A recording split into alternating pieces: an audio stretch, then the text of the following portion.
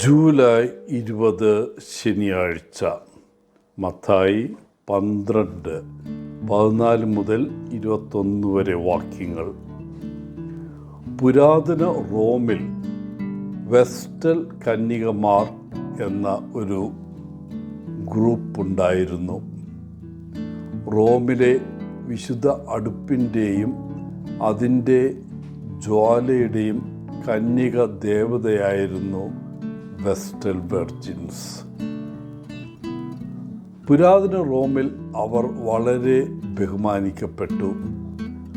ആളുകൾക്കും ഭരണകൂടത്തിനും തീ വളരെ പ്രധാനപ്പെട്ട ഒന്നായതിനാൽ ആ അഗ്നിയെ ജീവനോടെ നിലനിർത്തുന്നവരും തുല്യ പ്രാധാന്യമുള്ളവരാണ്.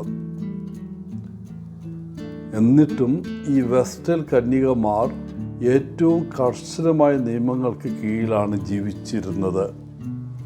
ഒരു വെസ്റ്റൽ കന്യക തീ അണയാൻ ഇടയാക്കിയാൽ അതിനുള്ള പ്രതിഫലം അവളുടെ ജീവൻ തന്നെയായിരുന്നു.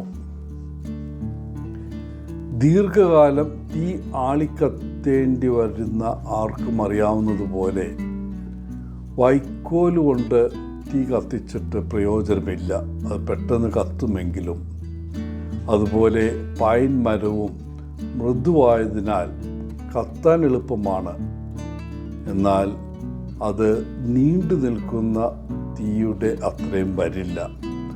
അതിന് കട്ടിയുള്ള മരമോ കരിയോ ആവശ്യമാണ്.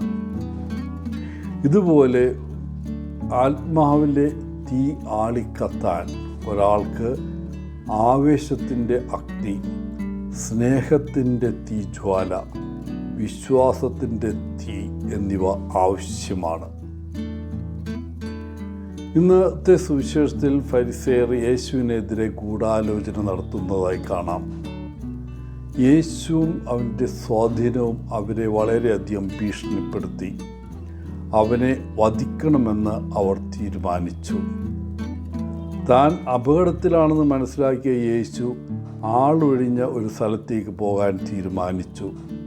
എന്നിരുന്നാലും നിരവധി ആളുകൾ അദ്ദേഹത്തെ അനുഗമിച്ചു.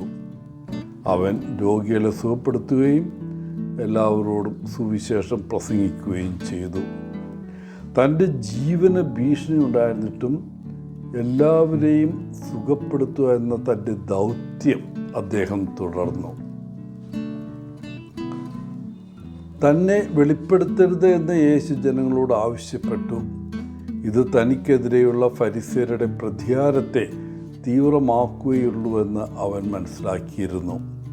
തൻ്റെ അവസാനം വിദൂരമല്ലെന്നും യേശുവിന് വ്യക്തമായി അറിയാമായിരുന്നു.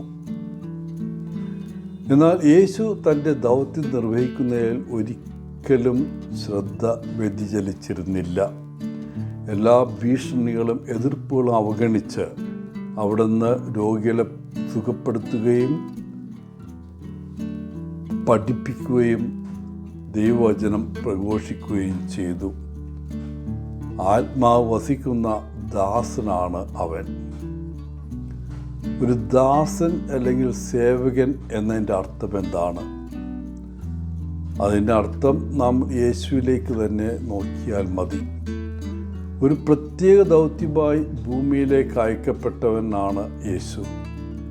അവൻ ആ ദൗത്യം നിറവേറ്റി ദൈവരാജ്യ പ്രഘോഷണം നടത്തി. പലരും നിങ്ങളെ നിന്ദിക്കുകയും പീഡിപ്പിക്കുകയും കൊല്ലുമെന്ന്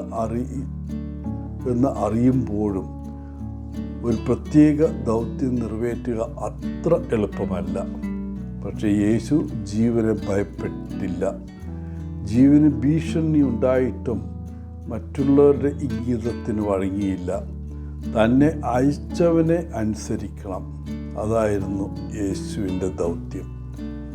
യേശു ദൈവമാണ്, പക്ഷേ അതേസമയം അവൻ തൻ്റെ പിതാവിൻ്റെയും ജനങ്ങളുടെയും ദാസനായി തന്നെ ജീവിച്ചു.